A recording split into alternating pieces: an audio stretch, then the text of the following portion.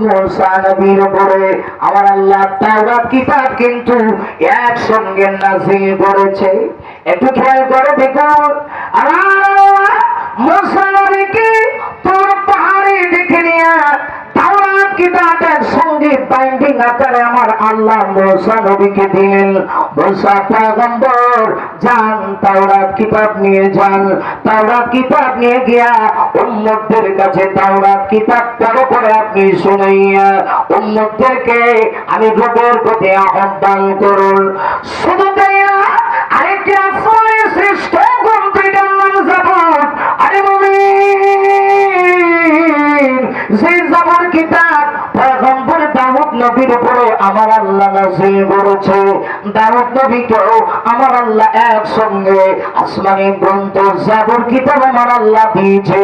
ও পয়গম্বর, জাবর কিতাব আমি আপনাকে দিলাম, আপনি যান জাবর কিতাব শোনায়া উম্মতদেরকে আমি আল্লাহর প্রতি ডাকুন। আরেকটি আসমানি গ্রন্থ, আরে মুমিন, সেই গ্রন্থের নাম হলো ইনজিল। মুমিন ওই গ্রন্থ আল্লাহ রাব্বুল আলামিন একজন নবীর উপরে নাযিল করেছে। ওই নবীর নাম হলো হযরত ঈসা আলাইহিস সালাতু ওয়াস সালাম। ঈসা নবীর উপরে আমার আল্লাহ একসঙ্গে আসমানি গ্রন্থ ইনজিল নাযিল করেছে।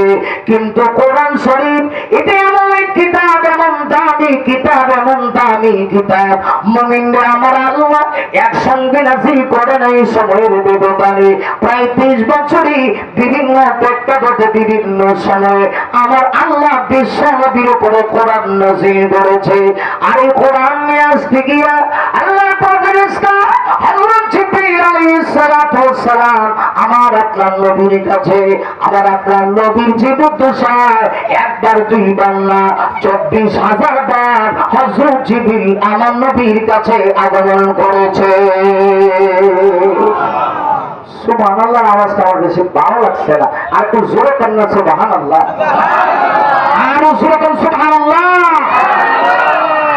আরে মুমিন, তাহলে বোঝা গেল কোরআন কারীম আর অন্যান্য আসমানি গ্রন্থ এক সিস্টেমে নাযিল হয় নাই।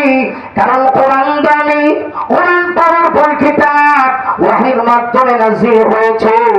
এজন্যই কোরআন সময়ের ব্যবধানে আমার আল্লাহ 23 বছরে কোরআন নাযিল করেছেন।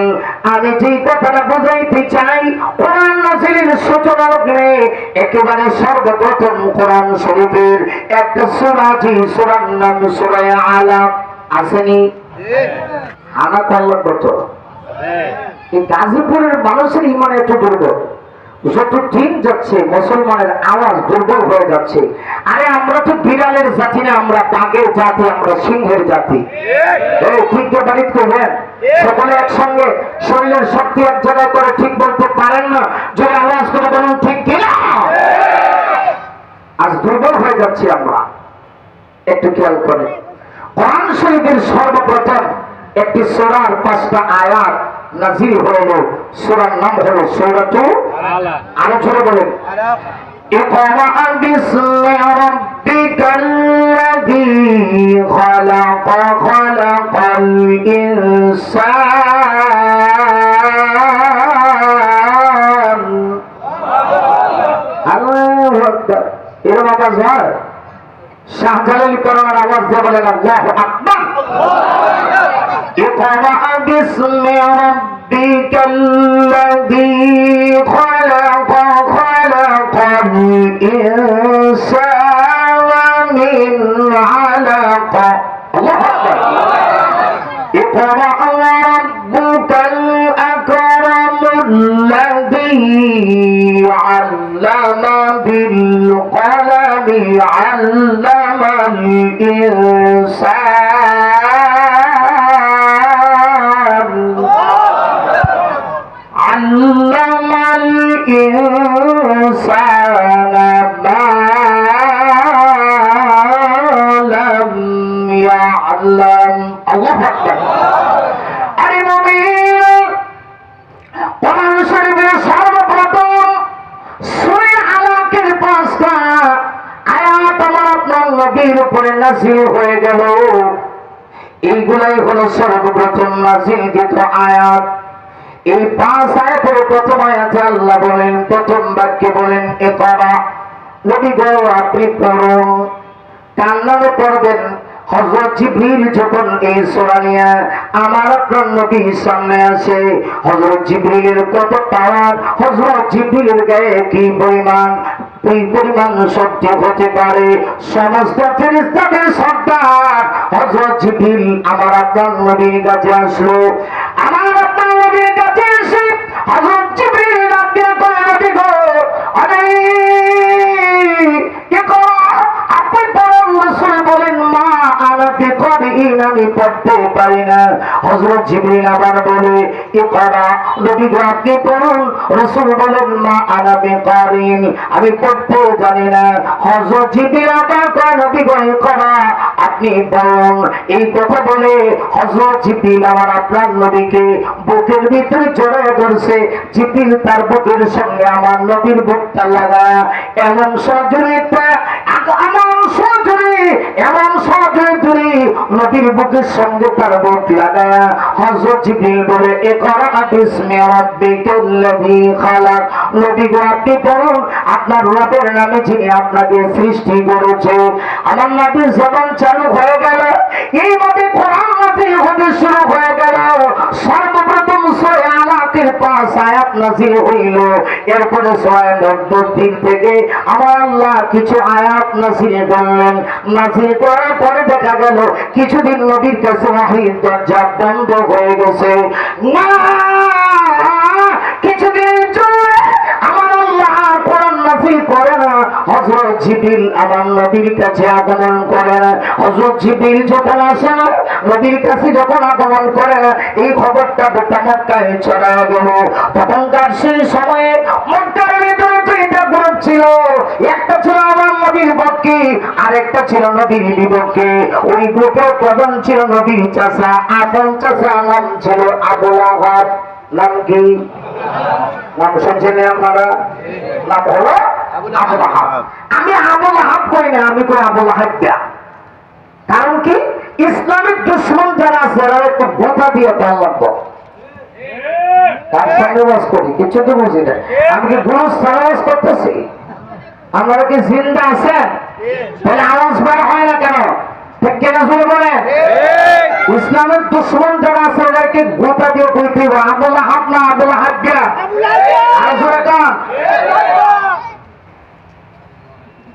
ইসলামের আরেকটা দুশ্মন নাম ছিল আবু জাহাল। আমি বলি আবু জাহাল না, এর নাম হলো আবু জাহিল্লা। কথা কন। ফেরাউন নবীর দুশ্মন ছিল, কোরআনের দুশ্মন, আল্লাহর দুশ্মন ছিল। এই কারণে ফেরাউনের নাম সুন্দর করে কেউ বলে না, বলে ফেরাউনিয়া। নমরুদটা খোদাদ্রোহী ছিল, এই জন্য তাদের নাম উচ্চারণ করতে গিয়া কেউ আদবের সহিত উচ্চারণ করে না, কারণ এটাই ইসলামের ইতিহাস। যারা ইসলাম এবং নবীর বিরুদ্ধে ছিল যুগ যুগ তাদের নাম থাকবে, তবে ইজ্জতের সহিত তাদের নাম কেউ উচ্চারণ করবে না। আর যারা ইসলামের পক্ষ ছিল যুগ যুগ তাদের নাম থাকবে, কিন্তু ইজ্জতের সহিত তাদের নাম উচ্চারণ করবে। হযরত বেলাল ছিলেন ইসলামের পক্ষে, কোরআনের পক্ষে, যে কারণে বেলাল কারো হতে পারে, হাবশী হতে পারে, কিন্তু দাস হতে পারে। হযরত বেলালের নাম নিলে আমরা তখন মুক্ত ভরে অন্তর থেকে খুশি হয়ে তার নামের সাথে বলি বেলাল রাদিয়াল্লাহু আনহু। কিন্তু ইসলামের দুশ্মনদের নাম যখন নেই তখন আমরা ঘৃণা ভরে নেই। এতে আমরা ইঙ্গিত করি ইসলামের দুশ্মন যারা, নবীর দুশ্মন যারা, এরা শুধু রাসূলের যুগে দুশ্মন ছিল তা না, কিয়ামত পর্যন্ত এরা হলো দুশ্মন। শুধু এরা দুশ্মন তা না, বরং এদের সঙ্গে যারা চেলামুন্ডা ছিল এরাও ইসলামের দুশ্মন। আজও বলতে চাই আবু লাহাব নয়, কিন্তু আবু লাহাবের কিছু চেলামুন্ডা আছে। ক্লিয়ার ভাষায় বলতে চাই, আমরা হলাম বিশ্বনবী মুহাম্মদুর রাসূলুল্লাহ সাল্লাল্লাহু আলাইহি ওয়াসাল্লামের দলের অন্তর্ভুক্ত। অতএব এই হক বাতিলের লড়াই চলবে, কিয়ামত পর্যন্ত চলবে। তবে বাতিলের সামনে আমরা আপোষ করতে পারি না। কথা ঠিক করে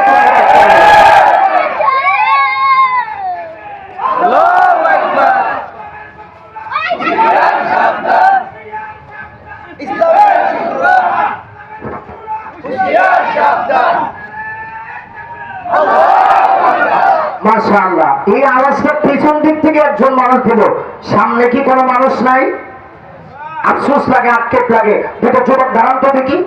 এই বিশাল মজমা নজরুল ইসলাম কাসেমের মাহফিল একটা হাত আছে, দুইটা লোক দাঁড়ান, সাহস করে দুইটা লোক দাঁড়ান তো দেখি মাঝখান থেকে। যুবক নাই এরকম গাজীপুরে নাই? হ্যাঁ যুবক, এই যে একজন মুরব্বী মানুষ দাঁড়াইছে, দুইটা যুবক কি সামনে থেকে দাঁড়াইতে পারবো না? আজিব কারবার, একজন সামনে থেকে একজন দাঁড়ান ভাই। মাশাআল্লাহ, একসঙ্গে ওনারা তাকবীর দিবেন একসাথে, আপনারা তাকবীরের আওয়াজ দিবেন একসঙ্গে। গাজীপুরের মানুষ এখন ঘুমিয়ে থাকার সুযোগ নেই, কারণ ইসলাম বিদ্বেষী নিয়ে আজকে ষড়যন্ত্র করছে। আবু লাহাবের উত্তরসূরিরা আবার ষড়যন্ত্র শুরু করছে। আপনারা জানেন এই গাজীপুরে যে দুইটা ঘটনা ঘটেছে, গোটা বিশ্বের মানুষের অন্তরে কলিজায় আগুন জ্বালায় দিয়েছে, ঠিক কিনা? দর্শনের শিকার হয়েছে হিন্দুত্ববাদীদের উগ্র সংগঠন। হিন্দু সত্যিকারের ভাইরাও এই জঙ্গি সংগঠনকে সমর্থন করে না। হিন্দুত্ববাদীদের উগ্র সংগঠন ইসকনের এই কোরআনগারেরা, সন্ত্রাসীরা এই গাজীপুরে একজন আমার বোন মাদ্রাসার ছাত্রীকে 3 দিন একাধারে উপরে চুপড়ি দর্শন করেছে। আজকে দর্শন করার পরেও মামলা নেওয়া হচ্ছে না, তার বিচার হচ্ছে না। ক্লিয়ার ভাষায় বলছি, বাংলার মুসলমান যেদিন যেখান পেয়ে ইসকনের কোরআনগারেরা মাটির নিচে প্রমাণ করবে, ঠিক কেউ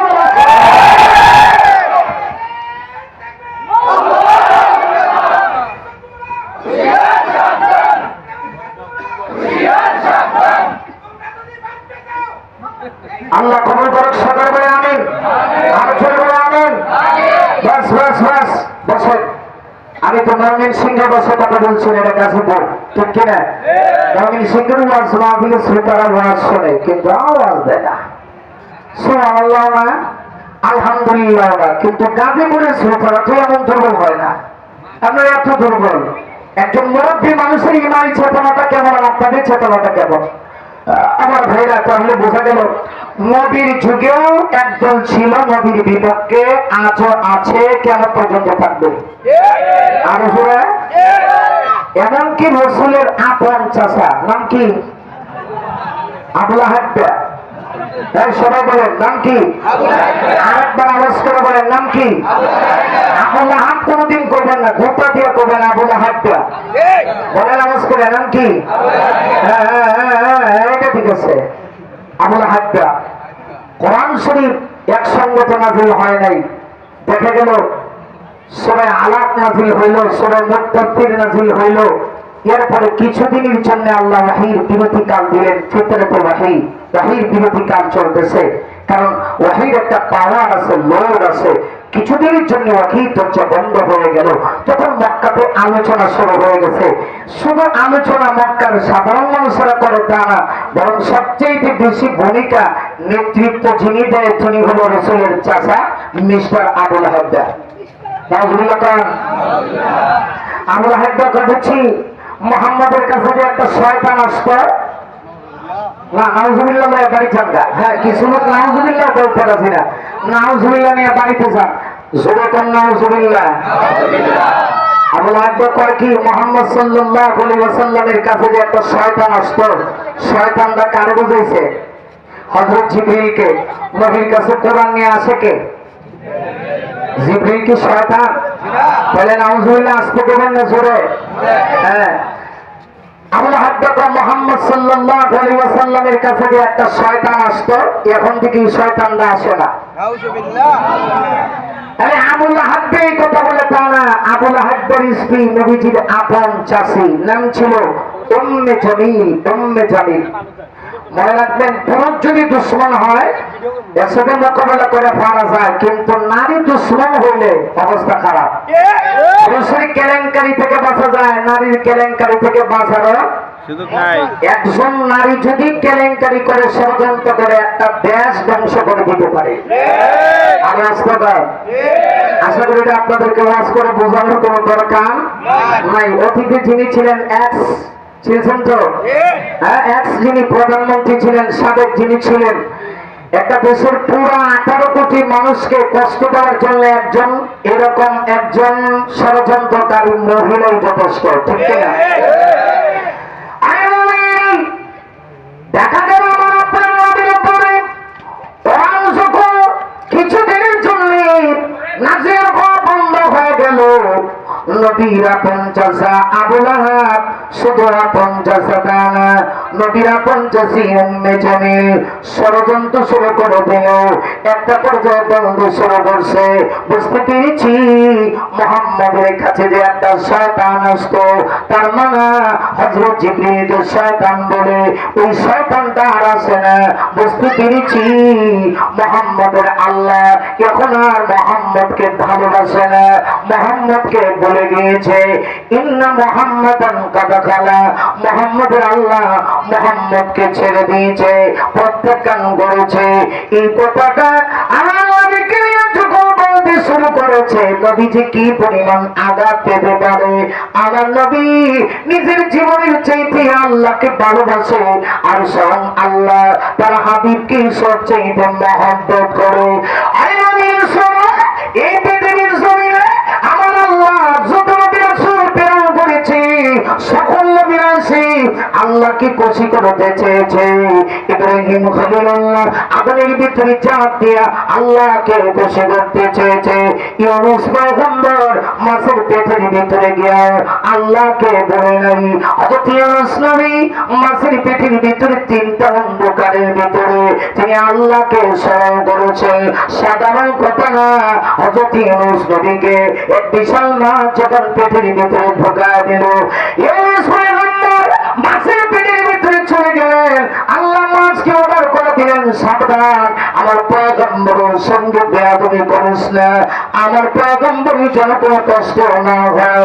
নবীদের পরে পরীক্ষা আসে, ইউনূস পয়গম্বর মাছের পেটের ভিতরে গিয়েও কঠিন মুসিবতে পড়েছে। একটা দুইটা অন্ধকার না, তিনটা অন্ধকার।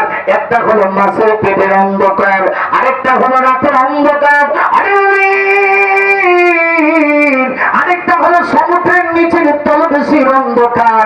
এই তিন অন্ধকারের ভিতরে পড়ো হযরত ইউনূস নবী কিন্তু আল্লাহকে ভুলেন নাই, আল্লাহকে স্মরণ করেছে। ওয়াদাল্লুনি ইত্তাখাযা মুখাদিবান ফাযান্না আল্লান নাকদির আলাইহি ফানাদা فِي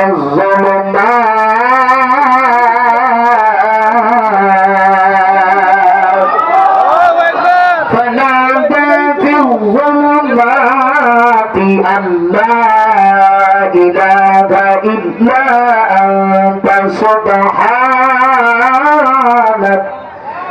أَن لَّا إِلَٰهَ إِلَّا أَنتَ سُبْحَانَكَ إِنِّي كُنتُ مِنَ الظَّالِمِينَ।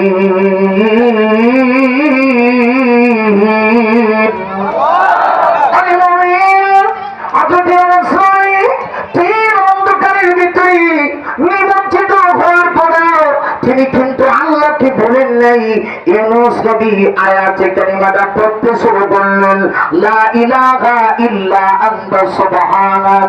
তিনি বলেন নাই কোন মাবুদ আল্লাহ ছাড়া, আর তিনি পবিত্র, তিনি মহান। আমি জালিমদের অন্তর্ভুক্ত হয়ে গেছি। তিনি অন্ধকারের ভিতরে পড়ে ইউনূস নবী যখন আল্লাহকে স্মরণ করেছি, আল্লাহর জিকির করা শুরু করে দিয়েছে।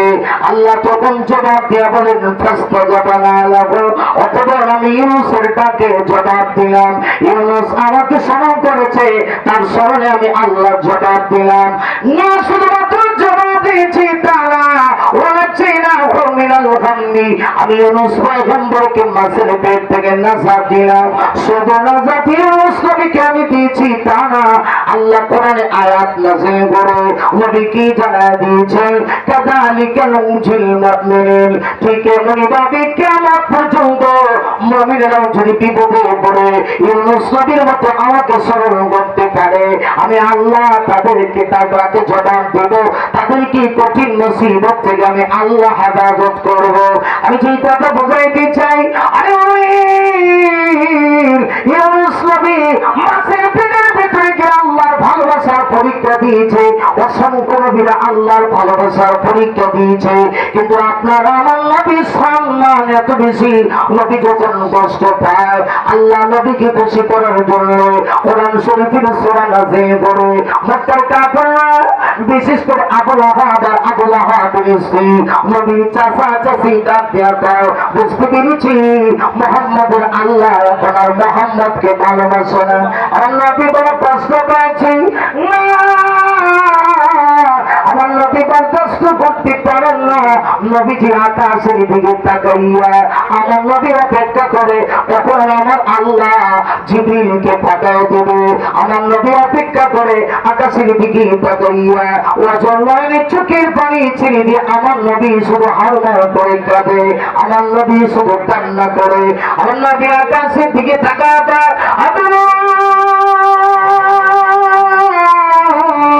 আমি বড় কষ্ট পেয়েছি, আঘাত পেয়েছি আল্লাহ। আরো বলে কাফনের সময় কথা বলে তা না, আমার চাচা চাচি আপন চাচা চাচি হইয়া আমার বিরোধিতা করে আর বলে তুমি নাকি আমাকে ভুলে দিয়েছো, আমি কেন বরদাস্ত করবো? আমার নবীজি চোখের পানি ছেড়ে দেন। আল্লাহ তখন জিবরিলকে ডাক দিয়ে বলেন, জিবরিল আর দেরি করিস না, আমার বন্ধু কষ্ট পেয়েছি, আমার বন্ধু আঘাত পেয়েছে, আমি আল্লাহ বরদাস্ত করতে পারি না। আজের এই মুহূর্তে কোরআন শরীফের সূরা তোহানিয়া আমার নবীর সামনে নাযিল করে দিয়ে আসো, আর আমার নবীর কাছে গিয়ে নবীকে সান্ত্বনা দিয়ে জানায়া দাও আমি আল্লাহ আমার বন্ধুকে বলি নাই, বন্ধুকে বলে রাখি দরজা বন্ধ করে নাই, বরং আল্লাহ সূরা নাযিল করে জানায়া দিলেন। সূরার প্রথম দুই আয়াতে আল্লাহ দুইটা কসম করে আল্লাহ বলেন, আল্লাহ রাব্বুল আলামিন বলেন ওয়াসহাা ওয়াল-লাইলি ইযা সাজা। আল্লাহু আকবার। কি রে ভাই, এই এই এই আমরা কেউ বলছি ওয়াজের মাঝখানে বিরক্ত করতে? তুই ওয়াজের মাঝখানে